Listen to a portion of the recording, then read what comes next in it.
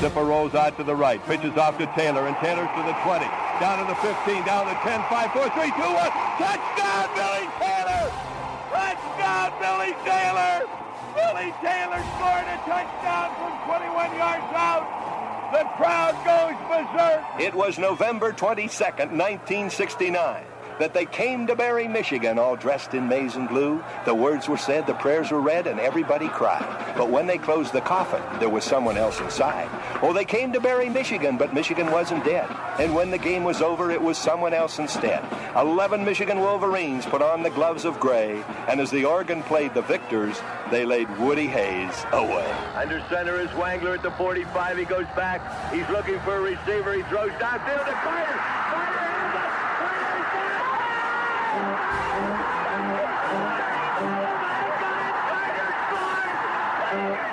Who's got it better than us? Nobody!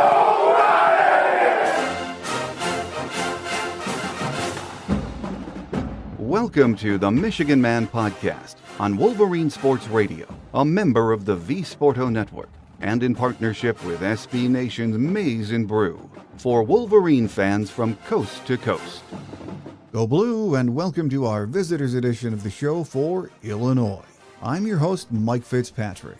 Joining us in just a moment to share his thoughts on the Fighting Illini is their radio play-by-play voice, Brian Barnhart. First, my view from Section 17 and a few cuts from Sharon's presser to get us rolling. You always hope the bye week comes at a good time. From an injury perspective, it was good for us. It also has to be good for the offense. If Jack Tuttle is the starter, he needed the reps, and he is going to be the starter. It's not an ideal situation we find ourselves in at quarterback, and you would hope you're not on your third guy at week 7, but it is what it is. Over on the defensive side, there was a lot of cleanup to do. I'm not sure if it's a new coordinator and staff or what's going on over there. We have the horses on D and have been good overall, not great. There have been a lot of mental mistakes and some pretty horrendous tackling at times. So this was a good time for Wink to refocus his guys on the schemes and the fundamentals. I think we've been so spoiled the last 3 years that we just thought all of these things wouldn't be an issue. Now at the midway point, it's clear that with a new staff, a new offense, and our quarterback issues, it has been a tough row to hoe. We have 6 games left though, one at a time, starting with a challenge on the road Saturday in Champaign-Urbana. At his Monday presser, Sharon said the team went back to basics during the bye week. Fundamentals, technique, the little things make the big things, and it's not the scheme part of it. We got to adjust and do different things, but really it's about the little details. And when you make those little details work, it's going to make you a better player. It's going to make you a better team. So that's what we worked on throughout the whole week, and even yesterday when we had a practice. So it was a good day yesterday, and we continue to have a good week last week. Sharon said Jack Tuttle is getting more comfortable with full-time reps. He's been who he's been. Obviously he hadn't practiced for a whole length of time, and then got to practice and played the game. So, being they call him Uncle Jack, the 7th-year guy, that's done it, seen it, been in the big game, been in all the games. So he's done a really good job, and he's just continuing to progress and do those things right now. Sharon mentioned that he told Jack he has full confidence in his ability to get the job done. I mean, nobody beats themselves up about a loss or anything that happens more than the players do. And it's my job to make sure that they're in a good mental headspace and can continue to push forward. So thought for 3 weeks of practice, played for 3 days of practice really. Went in the game and competed at a high level, and obviously the turnovers are what they are and we have to eliminate them. But wanted to make sure that he knew we were confident in him and what he could do. And I think, pushing forward and how he's prepared these last couple of days, last week, into yesterday and into today, and he's up there watching film. He's gone in the right direction. No one expected Illinois would be 5-1 at the midway point of the season, but here we are. Even those who cover the Illini are surprised. Joining us next to get us up to speed on the surprising Fighting Illini is their radio play-by-play voice, Brian Barnhart. So stay with us.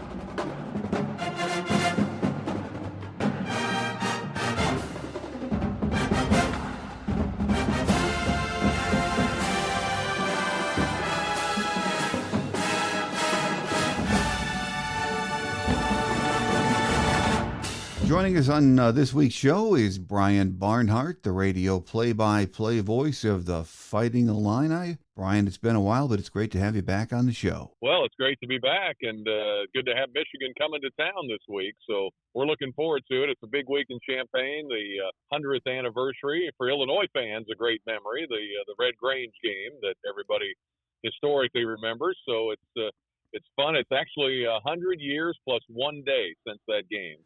And so there's a lot of hoopla that Michigan's coming into this week. Well, it's going to be a big one for a lot of reasons, and we all know that. Saturday, I was able to watch the Purdue game, and at halftime, it looked like Illinois was set to take control of the second half of that game. That did not happen, though. It was one wild second half of football, wasn't it? That's one of the wilder second halves I've ever seen. And you know this. I mean, sometimes in a game, you'll have a team that'll roll up a lot of points in the first half, maybe, like 40 points. They'll be up 35 or 40 to whatever. And then they'll kind of take it off the gas, and just kind of coast to the win. This was the complete opposite. Purdue was way down and got a defensive touchdown, a scoop and score on a strip sack, and then came back and scored again. And suddenly they were back within one score. And Illinois just had to keep scoring. And Purdue eventually got the lead, and Illinois pulled it out in overtime. But yeah, it was I haven't seen a game like that in quite a while, and it was scary. And it's a Purdue team that's been struggling. They were wounded. They were without their starting quarterback, Hudson Card, but Illinois fans know that they've had trouble beating Purdue in recent years. They'd lost 7 of 8 to the Boilermakers, and so while Purdue fans were kind of despondent before the game, Illinois fans were like, "Yeah, but you've beaten us 7 out of 8," and it turned out both fan groups were right because it turned out to be really, really close. Well, it's one of those seasons we didn't know what to expect coming in with the 12-team playoff and all of the changes in college football. I think one of the things, Brian, that we, especially in the Big Ten, have realized is every week is an adventure. You've got to show up every Saturday. They're tough games. Yeah, it seems like it. I mean, and who saw, like Indiana being 6-0 and going out to UCLA. Yeah. Now, UCLA is struggling, of course, but to go to the West Coast, 3 time zones and win. And then, of course, Minnesota this last weekend able to get a win against UCLA. And Penn State had a fantastic game with USC that went overtime. And, Oregon comes back east this week. We go to Oregon next week after the Michigan game. So, yeah, it seems like great games every week. And, I know that not a lot of fans – well, not every fan, I guess, likes the expansion and all the different teams, but it does make for some intriguing matchup, at least early in the game here when it comes to the expansion and the juggling of the conferences. Well, on Saturday, one of the things that impressed me in that game was the play of Luke Altmaier. 20 of 34 for 379 yards, 3 touchdowns. I didn't know he could run the ball as well as he did. 10 carries for 60 yards. He has been really solid for the Illini so far, hasn't he? Oh, he has. Yeah, 14 touchdowns, 1 interception. He's making really good decisions. He's calm under fire. He didn't start that way last year. Last year was the first year he had really been a starter. He had been a backup at Ole Miss before he transferred in, and he's grown tremendously since the middle of last year. And now in his second year under coordinator Barry Lunney on the offensive side, he really looks comfortable. He's got 2 great targets in Zachary Franklin and Pat Bryant. Both came up big the other night. And then he just makes, even when he's under pressure, forced out of the pocket, he'll either throw the ball away if he needs to, or, make the pinpoint throw or get rid of the ball just in time before he gets hit. He's been phenomenal here so far this year. Yeah, when you look at his numbers, they're really impressive. 111 of 164, 14 touchdown passes, only 1 pick, which you got to like. 220 yards rushing. Add on to that, you mentioned Pat Bryant. He was Luke's leading receiver with 4 grabs and a TD on Saturday. He has 7 touchdowns in the season. Talk about the rest of that receiving core we're going to see on Saturday. And who else has impressed you? Well, it's a 1-2 punch with Bryant and Franklin. There's no doubt. If they're throwing deep, it's probably one of those 2 guys. Another guy they like to throw to is the tight end Tanner Arkin. He's been really, really good this year. They lost a transfer coming in that was going to be their starting tight end, so they've had to juggle that a little bit. But Tanner Arkin, who played his early years at Colorado State, has been a really big plus. And then a young man named Colin Dixon, number 17. He's starting to emerge too. He had 2 really big catches against the Purdue Boilermakers the other night. So, I think they've got the definite 1-2 punch, and then if they get that third receiver, then they're really tough to stop defensively because Altmaier just makes so many good decisions. Well, Josh McCray led the way on the ground on Saturday, 16 carries for 78 yards, 2 TDs. Kevin Fagan leads the team in rushing with just over 300 yards. The Illini have 4 backs, it seems, when you look at the numbers, that have gotten carries this year. So there is also some depth in that running back room, isn't there? Yeah, they'll need it. Fagan missed the last game with an injury, and we'll see how he progresses this week. But they've rotated Khalil Valentine in. They've rotated Jordan Anderson on occasion. They've had Aiden Lawfrey back there, and of course Josh McCray, who had 3 touchdowns the other day combined between receiving and rushing. So yeah, they've got a lot of depth there. They don't have this one. They don't have a power back like Rutgers has or like Michigan has. And Michigan has a couple of great running backs. These guys are really solid running backs, but they're at various stages. McCray has overcome injuries. Valentine is really young and has a lot to learn, but he's got such great instincts. And then, of course, Aiden Lawfrey is kind of a speed back. So they give you different looks. A couple of the games they won really without rushing the ball that well. The passing has been so good, but when they've needed to run at times in key spots, they've been able to get it. Well, it seems to me after watching just a couple of games, actually I saw the Penn State game and then Purdue game on Saturday. The key to all of that is the offensive line. I know they returned 3 starters from last year, but watching them, especially Saturday and against Penn State, that line looks solid. Yeah, they've got a lot of experience. It is one of the older offensive lines in the Big Ten, and the 2 tackles are transfers. One is from New Mexico, J.C. Davis. The other is Melvin Priestley, a transfer from Grambling. And then Josh Kreutz, whose dad, of course, Olin Kreutz, was all-pro center for the Chicago Bears for several years. And so he's got great instincts on the line. And Brandon Henderson has been in, Zy Chrysler and Josh Geske. They've been pretty good. I know that sometimes it's not always easy to put a new line together, especially with new tackles. But, I think that they've been playing consistently.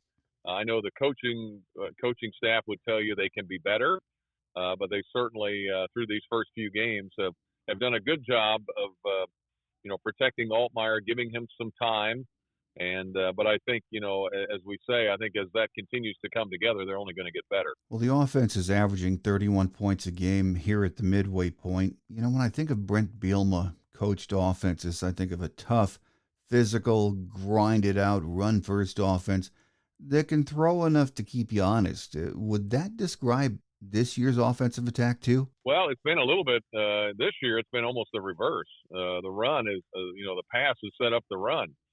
We talked about Altmaier before. He's been so good that even when the running attack hasn't been quite as effective, they've been able to win these games for the most part, except for the Penn State game. That was the one game they really couldn't get much going offensively. Penn State's just so physical up front on both sides of the line. But, yeah, over the years, I think Brett Bielema's, cachet has been big, strong running backs, big offensive linemen, pound away, throw when you have to. It's a little different with this team because of the ability of Altmaier and how good he's been. But I know in his DNA, obviously, Bielema wants to run it, especially when you get into the month of November when it's cold and the weather isn't always great. You got to be able to run the ball effectively against these really good teams like Michigan. So I think that the passing has been extraordinary. The running game has, been B+ probably in that range. Can probably still be better. But I think they like what they're getting from their offensive coordinator, Barry Lunney. And as you know, you got to be able to score at least 30 points a game if you're going to win some of these games. Yeah.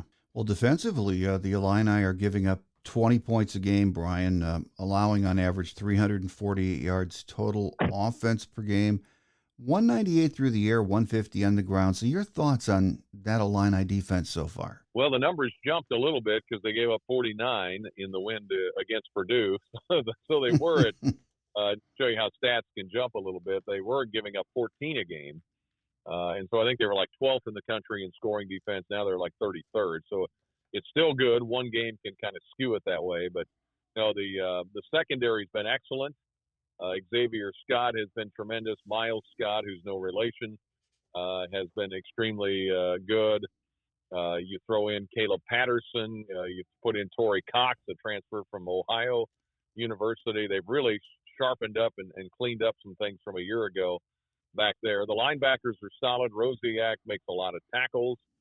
They've got some other good ones back there. And then, the biggest key this year was trying to replace Johnny Newton, who wound up being drafted by the Washington Commanders. And he was a one-man wrecking crew in there at the defensive tackle. And Dennis Briggs, the transfer from Florida State, who's an older player, about 24 years old, has been solid. T-Raw Edwards has been very good. But they're still in some of these more physical matchups. They have not been able to quite get to the level they were with Johnny Newton and Keith Randolph. But, hey, those guys are hard to replace. But they're coming on well. T-Raw Edwards really having his best year. And they've got some other guys, Alex Bray and a couple of other guys they'll mix in. But, it's one of those things where it's a little bit like the running game. The defense has been up front, has been good. Can they be better? Yes. And can they, they're going to get a test this week with the way Michigan runs the football. That's going to be we know what's coming, and they're going to have to try to be in a position and make the tackles and get some help from the outside linebackers with Seth Coleman and Gabe Akis and try to, keep Michigan from rolling up, 300 yards rushing. That's going to be I think the key. Well, the only other full game I was able to watch this season was the Penn State game in Happy Valley, which is always a tough place to play. And that's the Illini's only loss. That was a really competitive game, though, wasn't it? It was. Yeah, no, Illinois showed they belong on the field. I mean, I think that they missed – when you play a team like that, and this will be the same with Michigan this week, when you're playing a really good team, you only get so many cracks at it. And you better take advantage of your opportunities. And Illinois led that game early. Then they were tied. Then they were going ahead with about a minute to go in the half up in Happy Valley, and they're first and goal at the 2. And they wound up with a couple of penalties, a mistake. They wound up trying to kick a 45-yard field goal towards that student section there in Happy Valley, and he missed it. So they went from being possibly up 14-7 to still tied. And then Penn State had the opening drive of the third quarter and went up 14-7. And in those few minutes, the game flipped. Yeah. And while Penn State had one more touchdown and make it look a little more lopsided, 21-7, but the Illinois had that window of opportunity. They just didn't get the door shut on it, and so that wound up costing them as the game went on. Well, this Saturday it will be another meeting between ranked teams, the Illini at number 22, Michigan at number 24. I think most Michigan fans are well aware how the Fighting Illini faithful feel about Michigan. It will be a great game day atmosphere there in Champaign-Urbana, won't it? Yeah, well, and this is the first time that since Michigan was here, I think in 2000, both teams, both Illinois and Michigan, are ranked playing each other.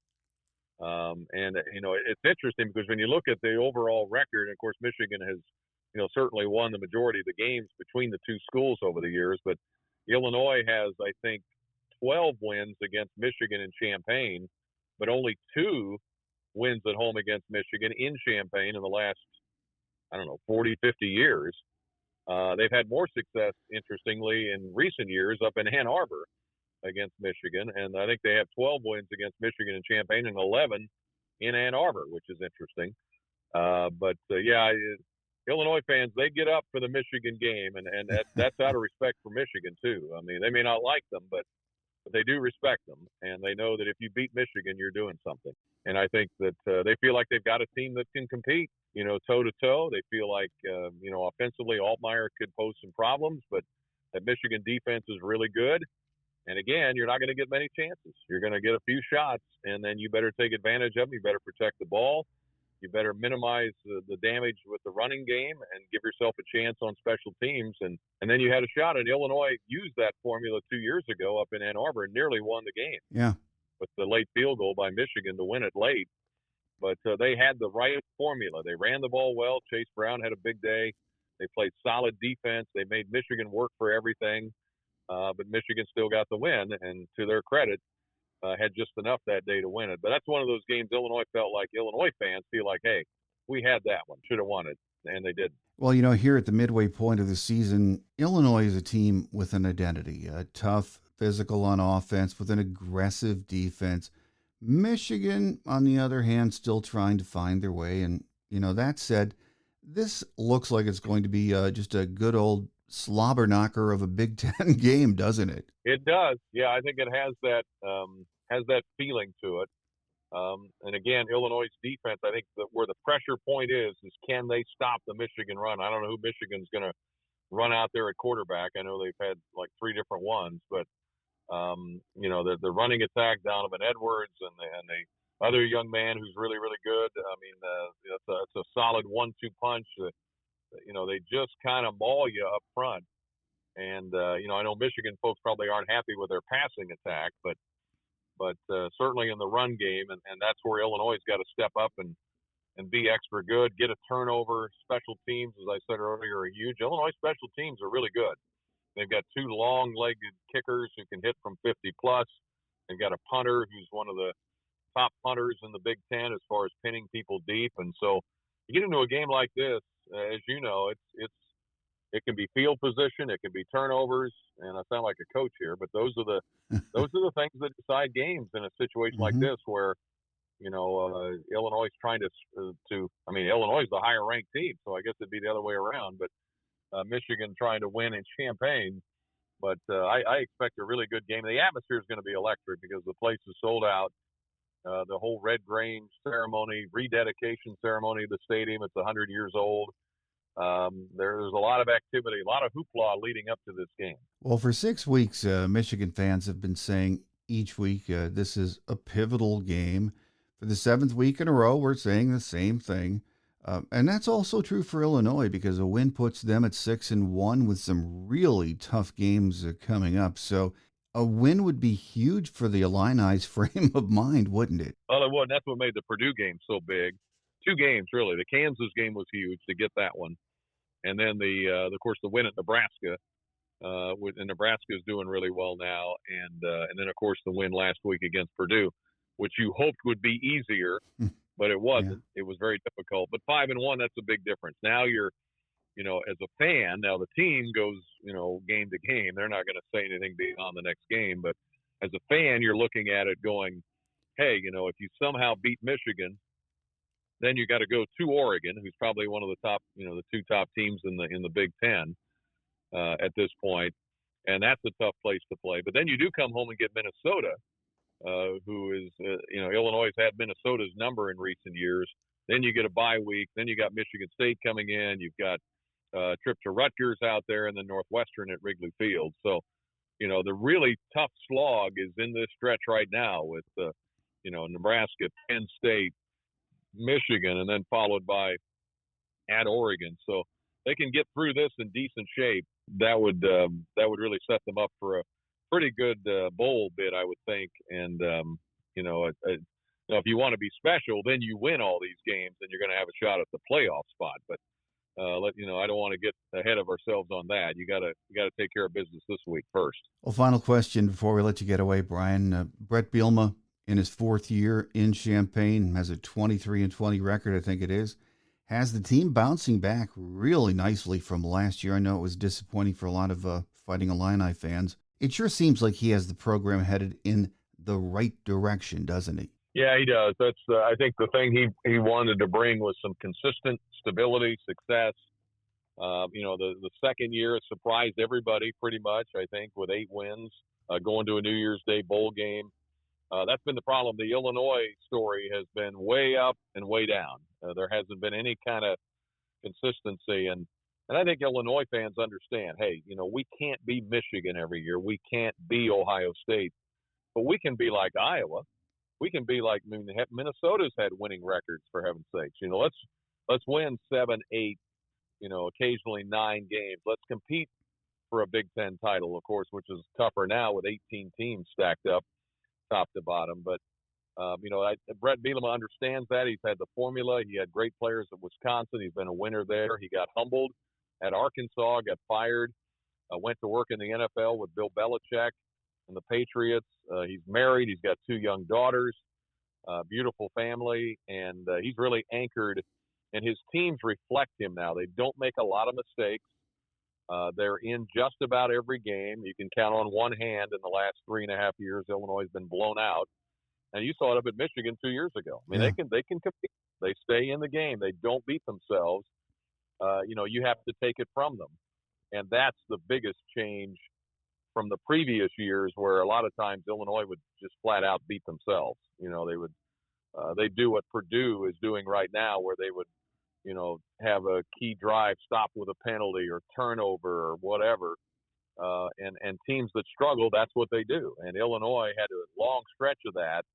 And now I think they've got a coach who they kind of reflect in that they're tough and they're smart and they're dependable, and you got to take it from them. And I think that's the biggest thing I've seen in the 3.5 years that he's established. And you're right, he does, and not only have it in the right direction, but it's just building a culture that I think really, really works. And I mean, he would know. He's been a winning coach wherever, for the most part. Even at Arkansas, he had a pretty good record of knowing what he's doing. Well, that's what makes Saturday's game a big one. I know with the Red Grange ceremonies, hopefully the TV folks pay some attention to that. It's going to be a great atmosphere, and 2 ranked teams. You can't ask for more on a Saturday afternoon. So joining us today has been Brian Barnhart, the radio play-by-play voice of the Fighting Illini. Brian, always a pleasure to have you on the show, and we hope it's a great game Saturday, and we look forward to that next visit. All right, we look forward to it. I'm sure we'll see a few Maize and Blue fans make their way down. I'm sure at some point for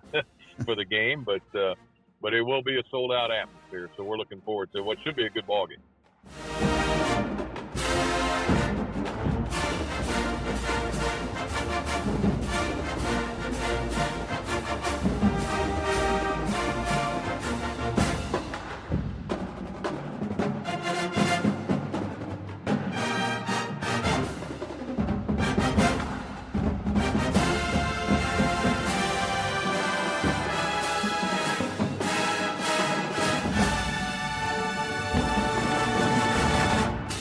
On Quick Hits today, at his Monday presser, Sharon said Miles Hinton, Dom Jadis, Derek Moore, and Jimmy Rolder are all on the road to recovery.